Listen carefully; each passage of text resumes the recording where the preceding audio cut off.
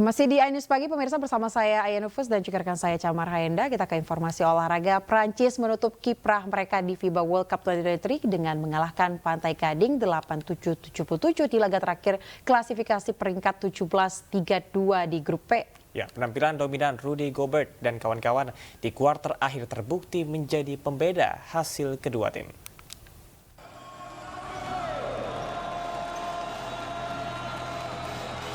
Bermain di Indonesia Arena, Prancis awalnya tertinggal 3-8 di awal laga.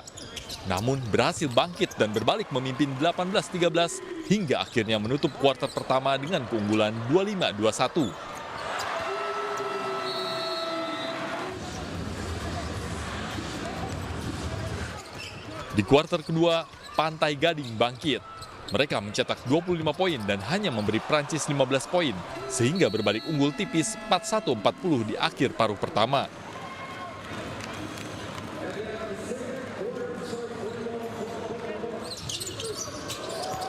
Pada kuarter ketiga, laga kembali berjalan ketat.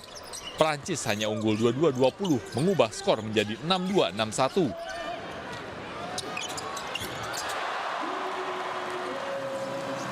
Pada kuarter keempat, Pantai Gading mampu mengimbangi Prancis dan unggul tipis 75-74 di sisa waktu 3 menit. Namun di fase krusial itulah Prancis menggila. Mereka mencetak 13 poin dan hanya memberi Pantai Gading 2 poin, sehingga menutup laga ini dengan kemenangan 87-77. Yeah, it was a really physical game. You know, those guys play hard, they're really athletic, and we had to really try to be careful with the ball and move the ball, and we only were able to do that in the last couple of minutes. Ini menjadi kemenangan ketiga Prancis selama turnamen, sedangkan bagi Pantai Gading ini menjadi kekalahan keempat di turnamen.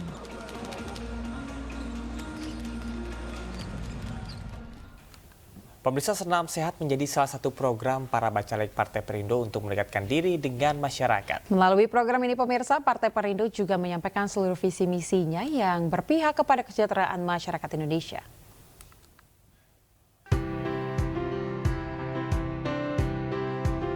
Kader Bacalek dan pengurus DPD Partai Perindo Jakarta Utara berbaur bersama warga dalam kegiatan Senam Sehat bersama di Marunda, Cilincing, Jakarta Utara.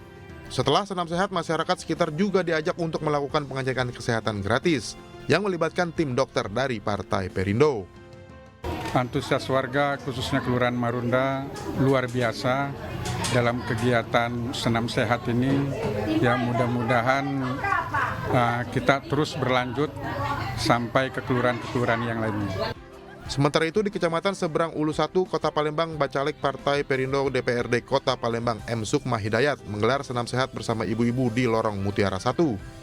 Kami sangat appreciate, terima kasih banyak dari Perindo sudah bawa kami untuk senam bareng di kampung-kampung.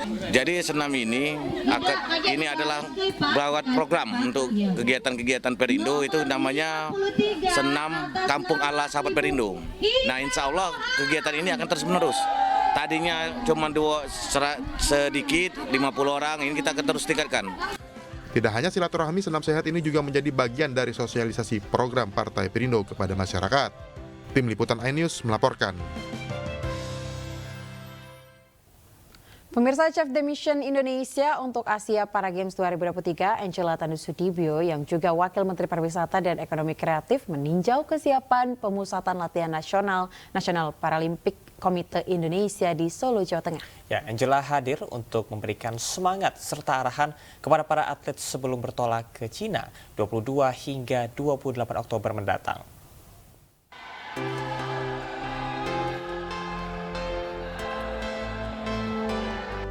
Chef de Mission Indonesia untuk ASEAN Para Games 2023, Angela Tanusudibyo, meninjau kesiapan atlet yang tengah menjalani pemusatan latihan di Hartono Trade Center, Kota Solo, Jawa Tengah. Angela bersama Deputi CDM Andi Herman mengunjungi pusat pelatnas cabang olahraga para badminton, para cycling, dan para tenis meja. Kita terus menyemangati kawan-kawan, dan yang pasti fisik dan mental harus selalu dijaga.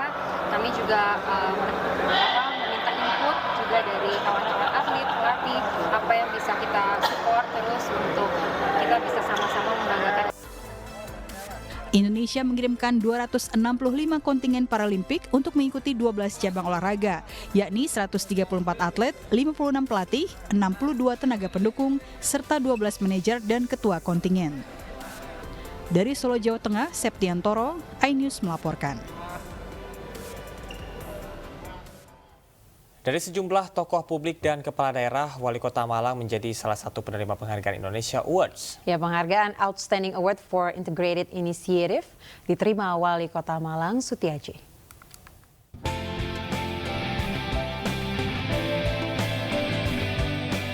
Kota Malang menjadi salah satu penerima penghargaan Indonesian Awards 2023 yang diserahkan pada malam launching iNews Media Group. Wali Kota Malang Sutiaji menyebutkan penghargaan yang diterima bukanlah tujuan, melainkan reward dalam berinovasi membangun daerah. Tak hanya meraih penghargaan dari Indonesia Award 2023, Kota Malang juga ditetapkan sebagai kota kreatif karena mampu melakukan berbagai inovasi untuk memajukan dan menunjang ekonomi kreatif di Indonesia. Kami ucapkan terima kasih dan penghargaan ini bukan untuk saya, tapi penghargaan ini adalah untuk masyarakat Bumi Arema kita cintai yang terus-menerus menggelarkan ingin maju. Jadi dengan penghargaan ini menjadi pemacu dan pemicu bagi kami untuk terus bergerak maju. Itu karena kuatnya masyarakat Bumi Arema kita cintai dengan ingin terus-menerus memberikan kontribusi yang terbaik ya bagi bangsa dan negara kita semua. Berbagai inovasi dilakukan oleh pemerintah Kota Malang, mulai dari membangun kawasan kumuh hingga menjadi kawasan destinasi wisata, hingga pembangunan Malang Creative Center bagi warga untuk membangun industri kreatif di Bumi Arema. Dari Jakarta, Tim Liputan iNews melaporkan. Ajang Indonesia Award 2023 pemirsa, Kabupaten Bangka Selatan mendapatkan penghargaan kategori Excellent Award for Strategic Initiative penataan wajah Kota Tobuali. Strategi yang dilakukan oleh pemerintah daerah mampu merubah wajah Kota Tobuali. Kabupaten Bangka Selatan atas inisiatif penataan wajah Kota Tobuali. Bupati Bangka Selatan Riza Herdavid menerima penghargaan Indonesia Award 2023 kategori Excellent Award for Strategic Initiative atas inisiatif penataan wajah Kota Tobuali di Jakarta Concert Hall MNC Center Kebonsiri, Jakarta Pusat. Penghargaan diraih Pemkab Bangka Selatan karena dinilai peduli dalam melakukan penataan wajah Kota Tobuali sebagai ibu kota Kabupaten Bangka Selatan sehingga memberikan dampak positif bagi masyarakat.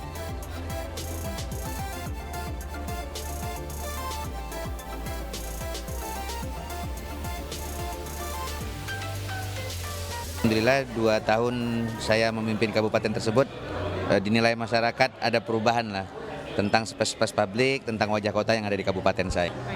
PR saya kan masih banyak, tugas belum selesai. Saya harap masyarakat bisa menantikan apa yang akan saya kerjakan tentang wajah kota berikutnya.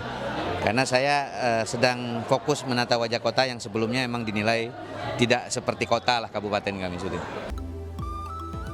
Penyelenggaraan Indonesia Award sangat diapresiasi oleh Pemkab Bangka Selatan sebagai bukti nyata atas kinerja pemerintah melalui penghargaan yang diberikan. Dari Jakarta, Tim Liputan iNews melaporkan.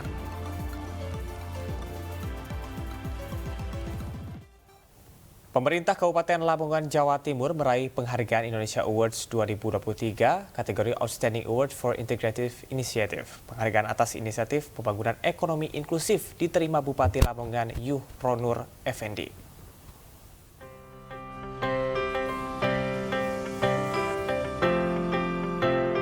Prestasi di Indonesia Awards 2023 ini didapatkan Pemkab Lamongan atas inisiasi pembangunan ekonomi inklusif yang bertajuk Kejayaan Lamongan yang Berkeadilan sesuai dengan visi daerah.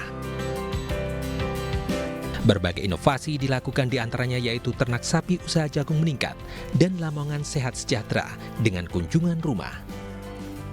Berbagai inovasi merupakan langkah taktis yang dibuat Pemkab Lamongan untuk memanfaatkan potensi yang ada di Pemkab Lamongan. Pembangunan ekonomi inklusif yang kita maksudkan adalah sesuai dengan tagline kami, yaitu bangkit ekonominya, merata pembangunannya, dan harmonis warganya. Tentu untuk mencapai itu kita semua melakukan atau menggali seluruh potensi agar semuanya maksimal dan bisa didayagunakan dengan sebaik-baiknya. Dengan berbagai inovasi yang dilakukan Pemkab Lamongan, dampak dirasakan oleh warga, khususnya peternak hingga petani, melalui program ternak sapi usaha jagung meningkat, hingga Lamongan sehat sejahtera dengan kunjungan rumah. Dari Jakarta, Tim Liputan iNews melaporkan. Kita beralih ke informasi lainnya, pemirsa. Tradisi pembuatan baju tradisional dari kulit kayu masih dilestarikan masyarakat adat Onondoa di Kabupaten Luwu Utara, Sulawesi Selatan. Ya, sayangnya pakaian tradisional belum mampu bersaing karena harga jualnya cukup tinggi.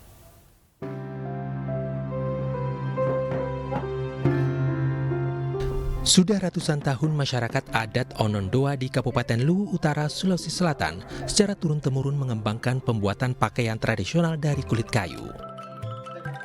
Namun pakaian yang dihasilkan belum mampu bersaing di pasaran. Selain model yang berfokus hanya pada pakaian adat, juga karena harga jualnya yang cukup tinggi. Yang kita lakukan bersama yaitu belajar memulai pembuatan dari kain kulit kayu yang awalnya masih baku, dan sekarang saya bersyukur karena akan lebih meningkat dari awalnya. Untuk menambah nilai ekonomis bagi masyarakat yang bermukim di salah satu daratan tinggi di Sulawesi Selatan, Lembaga Penelitian dan Pengabdian Universitas Cokro Aminoto Palopo menerjunkan tim binaan. Tim ini nantinya mengembangkan pembuatan kulit kayu dengan berbagai produk lainnya, mulai dari perlengkapan rumah, baju, celana, dan berbagai kebutuhan lainnya. Ekonomi juga agak terhambat. Mengapa? Karena untuk kain kulit kayu khusus untuk perempuan yang sudah jadi itu harganya bisa dibanderol sampai dengan 7.500.000 dengan rata-rata kerja itu sekitar 3 bulan. Pakaian adat dari kulit kayu masyarakat adat Onondoa terbilang sangat awet karena dapat bertahan hingga ratusan tahun. Dari Palopo, Sulawesi Selatan, Nasruddin Rubak, iNews melaporkan.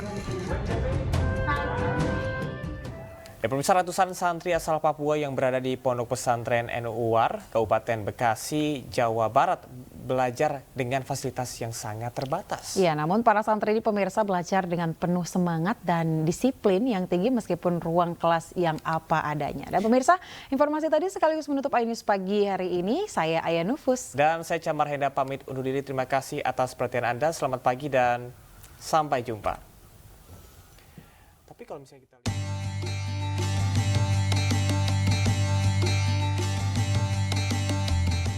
Suasana para santri di Yayasan Al-Fatih Kafah Nusantara Pondok Pesantren Nuwar yang berada di Kampung Bunut, Desa Taman Sar, Kecamatan Setu, Kabupaten Bekasi, Jawa Barat sangat syahdu dan tentram.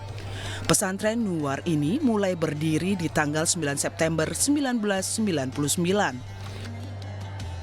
Pondok Pesantren Nuwar ini dikenal sebagai tempat bernaungnya ratusan santri penghafal Al-Quran dari penjuru Nusantara, terutama dari Indonesia Timur. Antusias belajar ratusan santri sangat terasa pada jiwa peserta didik, mulai dari sekolah dasar hingga tingkat SMA. 80% santri di sini berasal dari Papua, namun masih ada juga yang berasal dari wilayah lain dari daerah timur serta dari wilayah Jabodetabek. Peserta didik memilih belajar di Pondok Pesantren Nuwar karena bisa menambah wawasan agar tidak tertinggal secara pendidikan dan memperoleh pelajaran hidup, dunia, dan akhirat. Sistem belajar di Pondok Pesantren Nuwar mengikuti kurikulum nasional yang sudah dikeluarkan oleh Kemendikbud dan Kementerian Agama, namun salah satu kelebihannya adalah wajib menghafal Al-Quran dan hadis.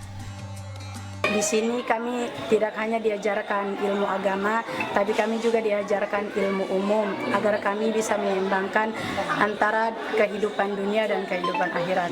Dari seorang Ustadz Fadlan Garamatan yang sangat memperjuangkan Islam di daerah luar, sehingga membuat saya sangat termotivasi mengikuti beliau untuk belajar sampai ke pondok pesantren. Para santri mengaku merasa terinspirasi dengan seorang Ustadz Fadzala Robani Garamatan yang sangat gigih memperjuangkan Islam. Mereka ini harus menjadi orang Islam yang baik, benar. Karena ada orang Islam yang tidak baik, tidak benar. Nah, kita harus membuat dia menjadi baik dan benar dalam arti bahwa dia betul-betul menjadikan dirinya menjadi seorang muslim, muslimah, tapi hidup dalam bangsa dan negara kesatuan Republik Indonesia, yang dimana bertemu dengan semua orang.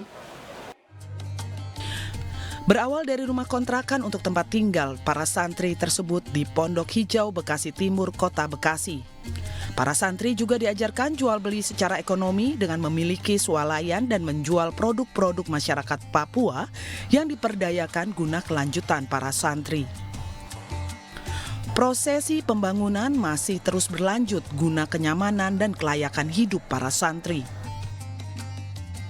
Harapan kedepannya, para santri memiliki Islam yang baik dan benar, serta menjadikan seorang muslim dan muslimah bagi bangsa dan negara kesatuan Indonesia.